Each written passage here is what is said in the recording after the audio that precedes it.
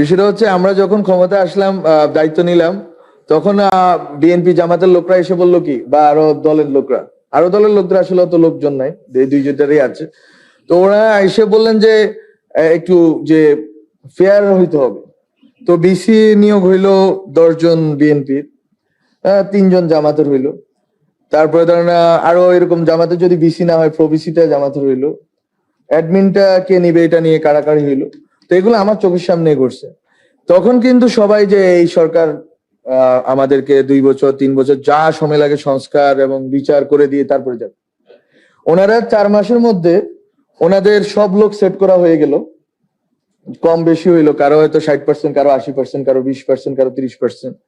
হ্যাঁ, সব লোক সেট করা শেষ। এবার ডিসেম্বর থেকে শুরু হইলো অসহযোগ।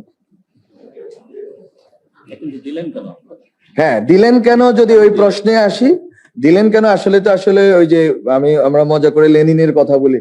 লেনিন বলছিল যে হচ্ছে প্রলেতারিয়েতের বিপ্লব হবে, প্রলেতারিয়েতরা সবকিছু চালাবে। তো প্রলেতারিয়েত দেখে যে প্রলেতারিয়েত দিয়ে তো আসলে সচিবালয় চালানো যায় না। 3 বছর পরে আবার ওই যে পুরাতন জারের লোকগুলোরে ফেরত আনতে হয়েছে, বিকজ তারা পেপার ওয়ার্ক পারে। আমি তো সচিবালয়টা চালাইতে হবে, সচিবালয় চালাইতে হবে, বিচারালয় চালাইতে হবে। সব যখন চালাতে হবে, তখন আপনারা যখন এইটা চালাইতে হলে আপনার ওই ব্যুরোক্রেটকে লাগবে। ব্যুরোক্রেটের অবশ্যই পলিটিক্যাল অ্যাফিলিয়েশন আছে। এবং আমি আজকে একটা কথা বলে যাই, একটা সময় সাংবাদিকদের একটা বড় অংশ আসতো হচ্ছে ছাত্র ইউনিয়ন বামপন্থী সার্কেল থেকে, এখন অন্য সার্কেল থেকে আসতেছে। কোন সার্কেল থেকে আসতেছে সেটা অনেকেই জানে। তো এটা হচ্ছে যুগের নিয়ম। 60-70 দশকের একটা হাওয়া বইছে, এখন কি বলে 9/11 এর পরে এখন আরেকটা হাওয়া বইতেছে পুরা দুনিয়া ব্যাপী। হ্যাঁ, তো এগুলো ঘটবেই। এবং ওই আদর্শিক যে দৃষ্টিভঙ্গি, এটা সংবাদ মাধ্যমে অলরেডি আসা শুরু হয়ে গেছে এবং এটা আসবেই। এটাই নিয়তি ইতিহাসের। এটা কোনোভাবে আপনি বিরোধিতা করে এড়াইতে পারবেন না, যে আপনি বলবেন যে এটা হইতে দিব না, এটা সম্ভব না। এটা এই যুগের নিয়তি, এটা আমাদের মেনে নিতে হবে। কিন্তু আমি বলতেছি এই যে এটা যে ঘটতেছে, এটাকে আপনার কগনিজেন্সে নিতে হবে, যে আদর্শিকভাবে শিক্ষিত দীক্ষিত লোকরা একসময় সাংবাদিক হয়েছে এই 71 এর পরে। ওরা একদিকে বাংলাদেশকে নিতে চাইছে, সাংবাদিকতা করছে, যেটা বললেন সাংবাদিকতা মতামত দুইটা মিলিয়েই তারা নিতে চাইছে।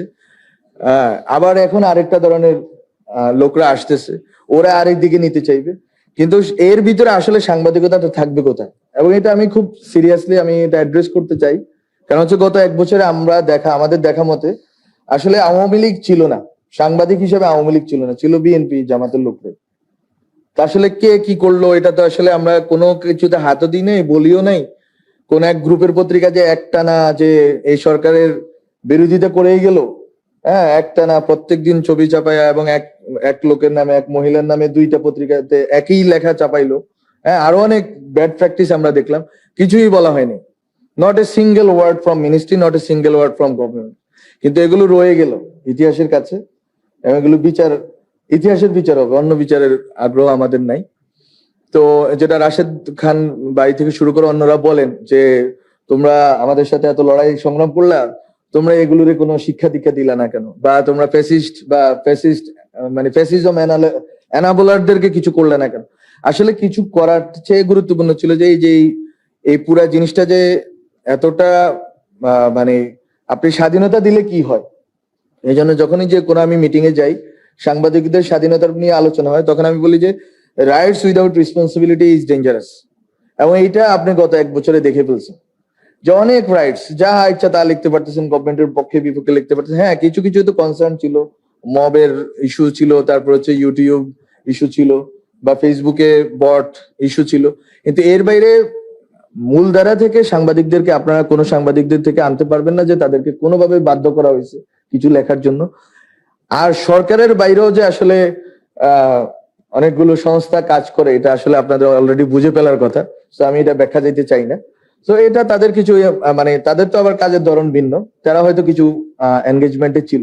তো সরকারের দিক থেকে, সরকার আকারে যদি বলি ইন্টারিম গভর্নমেন্ট, এদের কোনো এনগেজমেন্ট ছিল না, এবং কোনো বিধি নিষেধ কোনো সংবাদ মাধ্যমের উপর চাপানো হয় নাই, এবং কোনো একটা হাউসকেও বন্ধ করা হয় নাই। এবং আমি থাকা অবস্থা কোনো হাউসকে বন্ধ করা হবে না, কোনো আউটলেটে আমরা বন্ধ করতে দিব না। যে আউটলুক চলুক, এবং জনগণ বিচার করবে যে আসলে কাকে সে গ্রহণ করবে, কাকে সে নিবে না। যেমন আমরা অলরেডি প্রমাণ পেয়ে গেছি যে একটা বিখ্যাত সবচেয়ে বড় পত্রিকা, ওয়ান অফ দা মানে কি বলে প্রমিনেন্ট পত্রিকা, তাদের প্রচার সংখ্যা হচ্ছে যে জাস্ট হাফ ড্রপ করছে জাস্ট গত 1 বছরে। তো এটা এটা আসলে জনগণের বিচার যে আসলে কে কাকে কাকে পড়বে কি পড়বে না। আবার অনেক দিক থেকে নতুন যে মিডিয়াগুলো নিউ মিডিয়াগুলো আসতেছে এরা অনেক বেশি ট্রাস্টেড, এন্ড এই যে ট্রাস্টের প্রশ্নটা আসছে আপনারা প্রথমে এটা আনলেন, এটা গুরুত্বপূর্ণ। অনেক বেশি ট্রাস্টেড হচ্ছে এন্ড ক্রেডিবল হচ্ছে। তাদের কাছে মানুষ মনে করছে যে নিউ মিডিয়া, নট যে আমি বলতেছি যে বা ইউটিউবের বা হচ্ছে যে অন্যান্য, বরং হচ্ছে নিউ মিডিয়া যারা হচ্ছে যে ছোট ছোট অনলাইন করতেছে, যেমন হচ্ছে জাস্ট একটা রুম বা 2টা রুমে টকশো করতেছে, এরকম মিডিয়াগুলো কিন্তু অনেক বেশি ট্রাস্টেড আমার কাছে মনে হচ্ছে এখন এই আমাদের জেনারেশনের কাছে, দেন মেইন স্ট্রিম মিডিয়া, দেন ইভেন টিভি চ্যানেল। এবং টিভি চ্যানেল আমাদের এখন যতগুলো চলতেছে এর ভিতরে অনেক টিভি চ্যানেল কিন্তু দর্শক গ্রাহ্যতা আর পাচ্ছে না, 4-5টার বাইরে অন্যদের কিন্তু খুবই কষ্ট হয়ে যাচ্ছে মাসে 1-2 কোটি টাকা আর্ন করা। আর 1-2 কোটি টাকা বললাম এই জন্য যে আসলে হাউসটা চালানোর মতো টাকা আসলে তাদের হচ্ছে না, এবং এই ক্রাইসিস গুলো আমাদের সামনে আছে। এবং হাউস গুলো দখল নিয়ে তো আপনারা অলরেডি লিখছেন, কমিশনের ফাইলে আছে, সে মার্চ মাসে যদি যা যা লিখছেন, এখন তো এরপরে তো আরো বন্যার গতিতে এই জিনিসটা হয়েছে। তো আমরা আসলে খুব বেশি ভালো কিছু দিকে যাচ্ছি এরকম না, বরং আমরা হয়তো পুরাতন যেই ব্যবস্থার ভিতরে ছিলাম এটাতে আছি। তো আমি একটা কথা শেষ করি, এটা হচ্ছে আমার নিজের জায়গা থেকে ব্যাখ্যা যে আসলে কেন আমরা করতে পারছি না এবং কেন করতে পারবো না। এটা তো আমি বলছি কিছু বাস্তবিক ইয়ে আছে যে আমরা আসলে একটা টাইমলাইন আমাদের জন্য থাকলে ভালো হতো, তাহলে আমরা কাজগুলো শান্তিতে ধীরে সুস্থে করতে পারতাম। আর আমলাতন্ত্রের ইস্যু আছে, বাট আমাদের নিজেদেরও অবশ্যই খামতি আছে যে আমরা আসলে অভিজ্ঞতার জায়গা থেকে যে আমরা যদি জানতে পারতাম প্রথমে হয়তো দাগাই দিতাম যে এইটা করা যায়। সো অভিজ্ঞতার বিষয়টা আছে, সেটা আমরা মনে করি যে জনগণ ক্ষমা করবে যে আমাদের বয়স এবং অভিজ্ঞতা হিসেবে। কিন্তু বাকিটা যেটা আমি বলবো যে পুরা ইকোসিস্টেমটা, পুরা গভর্নেন্স থেকে শুরু করে মিডিয়া থেকে শুরু করে সবকিছুই আসলে, আমি একটা কথা বলি যে ট্রায়াড অফ পাওয়ার। পাওয়ারে হচ্ছে যে একটা ব্যুরোক্রেসি, মিলিটারি এন্ড সিভিল ব্যুরোক্রেসির কাছে একটা পাওয়ার কনসেন্ট্রেটেড আছে, আর একটা পাওয়ার কনসেন্ট্রেটেড আছে হচ্ছে যে বিজনেসম্যানদের কাছে, আর একটা পাওয়ার কনসেন্ট্রেটেড আছে মিডিয়া এন্ড সিভিল সোসাইটি বা আমরা যেভাবে ধরি এদের কাছে। এখন এরা তিনজনে কিন্তু তিনজনকে ফিড করে, তিনজনকে পেলে পুষে রাখে, এবং প্রত্যেকটা ইন্টারেস্টের সাথে জড়িত। এটাই হচ্ছে যে মিডিয়াতে আজকে যতগুলো দুর্বলতা বা গত কয়েক দশকের দুর্বলতার উৎস তো এখানেই, যে আসলে বিজনেসম্যানরা মিডিয়াকে ফিট করে, মিডিয়া আবার বিজনেসম্যানদের স্বার্থটাকেই রক্ষা করে, এবং গত 1 বছরে এটা আরো নোংরা ভাবে দেখা গেল। আমি একবারে পত্রিকা ধরে ধরে বলতে পারি, কিন্তু এটা আমাদের জন্য সমীচীন না, বরং আমি মনে করি যে এটা আপনাদের কাছে স্পষ্ট যে কে কিভাবে করতেছে। আর ওইদিকে সিভিল মিলিটারি ব্যুরোক্রেসি হচ্ছে যে এই জিনিসটাকে, এই কর্পোরেট ইন্টারেস্টটাকে সার্ভ করে যাচ্ছে। এইটার এই পুরো সিস্টেমের কোন রকম চেঞ্জ আমরা করতে পারি না দুঃখজনক ভাবে, এই অভ্যুত্থানের পরে এতগুলো মানুষ শহীদ হওয়ার পরে। এটাই হচ্ছে আমি মনে করি ব্যর্থতা, যে এই ব্যর্থতাকে মানে সিভিল মিলিটারি ব্যুরোক্রেসিকে আপনার ফেসিস্ট মুক্ত না করে, কর্পোরেশনকে ফেসিস্ট মুক্ত না করে আপনি মিডিয়াকে আলাদাভাবে ফেসিস্ট মুক্ত করবেন, এটা আসলে সম্ভব না। বা ওই প্রবণতা মুক্ত করবেন, হয়তো ফেসিস্টরা নাই নাম কাওয়াজতে, কিন্তু ওই প্রবণতাগুলো রয়ে গেছে এখনো, মালিকরা ওই রকম আচরণই করতেছে, এখনো সাংবাদিকদের বেতন ভাতা নিয়ে আগের মতোই মানে মানে চলতেছে। ফলে এই জিনিসটা চেঞ্জ হবে তখন যখন আপনি এই পুরা ইকোসিস্টেমটা, পুরা পলিটিক্যাল সিস্টেমটা, এটা নিয়ে কয়েকজন রাজনীতিবিদ কথা বলছেন, এবং আমি এটাতেই বিশ্বাস করি অ্যাজ অ্যাক্টিভিস্ট, পলিটিক্যাল অ্যাক্টিভিস্ট। আমার কাছে মনে হয়েছে যে এটা হচ্ছে যে গুণগত কোনো পরিবর্তন হয়নি, যে কর্পোরেট স্ট্রাকচার, যেমন অনেকে বলতেছেন যে উনি বলে গেলেন রতন দা, যে কার নাম বললেন, সংবাদের যিনি ছিলেন, হ্যাঁ উনি ব্যবসায়ী ছিলেন, কিন্তু ওনার পত্রিকাতে কিভাবে প্রেজেন্টেশন, আমাদের কয়জন ব্যবসায়ী আছেন এইভাবে ভাববেন যে আমি পত্রিকা দিয়ে দিছি, পত্রিকা হচ্ছে যে যেটা স্যার বললেন যে একটা পেপার রেডি করবে যে আমি এইভাবে রেগুলেটেড হইতে চাই, আমি এইভাবে আমার পত্রিকা চালাইতে চাই, মালিক টাকা দিবে, কোনো রেগুলেশনের ক্ষেত্রে বা সংবাদ প্রকাশের ক্ষেত্রে কোনো বাধা দিবে না। এরকম কোন মালিক কি আমরা কল্পনা করতে পারি? কোন কর্পোরেট ফাইন্যান্সারকে কল্পনা করতে পারি না। এবং আমাদের দেশে কোনোভাবে ওই যে গার্ডিয়ান টাইপের কোনো পত্রিকা নেই, যে পিপলস ডেইলি, এরকম কিছু নাই, এবং আমরা আসলে এরকম কিছু করিও নাই। ফলে সবই মূলত বিজনেস ইন্টারেস্টে, এবং অনেকগুলো পত্রিকা আসলে ব্ল্যাকমেইলিং এর ভিতর দিয়ে চলতেছে। এগুলো বলাটা আমি হচ্ছে এগুলো হচ্ছে নোক্তা আকারে রেখে দিচ্ছে, পয়েন্ট আকারে রেখে দিচ্ছে, ইউ ক্যান আন্ডারস্ট্যান্ড। ফলে আপনি আসলে রাষ্ট্রের বাইরে পত্রিকাগুলোকে নিয়ে যাবেন, এটা বলেই শেষ করি আমি। রাষ্ট্রের মানে সরকারের বাইরে পত্রিকাগুলোকে নিয়ে যাবেন, এই কথাটা সুন্দর এবং এই কথাটা আমি বিশ্বাস করি, আমরা করতে চাই। কিন্তু এই যে তিনটা পাওয়ারের কেন্দ্র, ক্ষমতার বড় কেন্দ্র, এখানেও যদি থাকে, এটা আসলে রাষ্ট্রের চেয়ে বড় রাষ্ট্র, মানে সরকারের চেয়ে বড় সরকার। এবং ওইটা কিন্তু সরকার নিরপেক্ষ, মানে সরকার আসলো গেলেও এই কর্পোরেশনস, এই media and cultural establishment, civil society establishment and civil military bureaucracy, এর গায়ে কোনো কিছু লাগে না।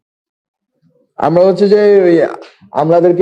আমলাদেরকে বিদায় করছি, তো তখন হচ্ছে যে আমরা দেখলাম যে বিএনপি জামাতেরই, হ্যাঁ, যদি আমি এইবার 2-3 বার উচ্চারণ করে ফেলছি নামটা, এটা নিয়েও সমালোচনা হইতে পারে যে আমি কেন বললাম রাজনৈতিক দলের নাম।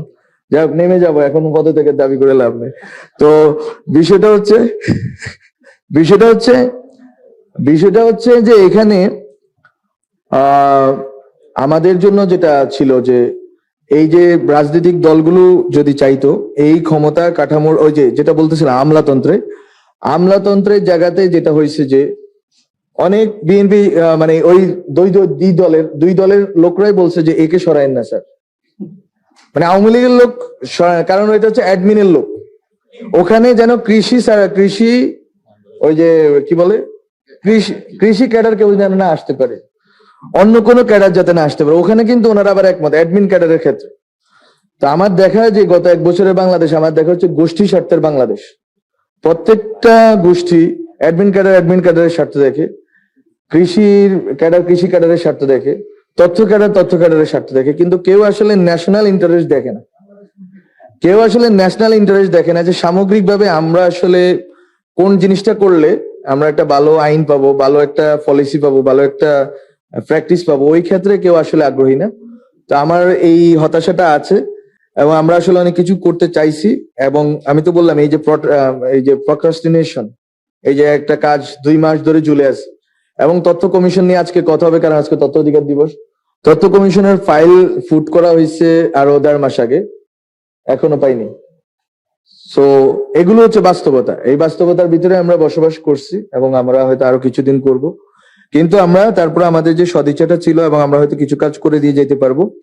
এবং আমি হতাশ করতে চাই না কাউকেই, বা আমি চাই না যে হতাশা বর করুক। আমরা যে জুলাইয়ের অভ্যুত্থানের ভিতর দিয়ে আমরা যেই অন্তত কথা বলার স্বাধীনতাটা পাইছি, আমরা আসলে এই যে ডায়ালগ করার, এই যে অনেক ধরনের লোক, এত ধরনের লোক কিন্তু আওয়ামী লীগের আমলে বসতে পারতো না। ডিফারেন্ট টাইপের লোক, different ideology and political parties এর লোকরা একসাথে বসতে পারতো না। এই যে ডিফারেন্ট গ্রুপ অফ পিপল যে কথা বলতে পারতেছে এবং একটা জায়গায় আসার চেষ্টা করতেছে, কনসেনসাস কমিশনে যেটা হইতেছে, ওই সিজিএস থেকে খুবই দারুণ ভাবে যে গত 1 বছর ধরে অনেকগুলো ডিসকাশন, অনেকগুলো ডায়ালগ আয়োজন করা হয়েছে এবং সব ধরনের প্রতিনিধিত্ব জায়গাটা নিশ্চিত করা হয়েছে। আমি মনে করি এটা আসলে আমাদের জন্য একটা স্টার্ট, আমরা শুরু করতে পারলাম। আমরা ভাবছিলাম যে 2 বছরে হয়তো আমরা অনেক কিছু চেঞ্জ করে ফেলতে পারবো। আসলে 2 বছর অনেক কম সময় আমাদের মতো দেশের জন্য। আমাদের দেশের জনগোষ্ঠী অনেক বেশি এবং এখানে অনেক প্রকাশ্য অপ্রকাশ্য স্টেক হোল্ডার আছে, হ্যাঁ, এবং এখানে অনেক ধরনের ইস্যুজ আছে। কিন্তু আমরা শিখা শুরু করলাম এবং আমরা মনে করলাম আমরা এটাতে অন্তত আসতে পারলাম যে একটা গণতান্ত্রিক আবহের ভিতরে আমরা প্রবেশ করলাম। নির্বাচনের ভিতর দিয়ে হয়তো আমরা আরো অগ্রসর হব এবং এই আবহটা ধরে রাখা, যে আমরা আসলে স্বাধীনভাবে বলতে পারি, স্বাধীনভাবে আমরা একটা ডিসিশন নিয়ে আসতে পারি, সবাই মিলে একটা ডিসিশন আসতে পারি এবং আমাদের সব গোষ্ঠী স্বার্থের ঊর্ধ্বে আমরা হচ্ছে যে ন্যাশনাল ইন্টারেস্টকে সামনে রাখতে পারি, তাহলে হয়তো আমরা একটা পরিবর্তন দেখতে পাবো। এবং জুলাই গণ অভ্যুত্থানে আমরা যেটা চাইছিলাম এটা হয়তো 1-2 বছরে সম্ভব হবে না।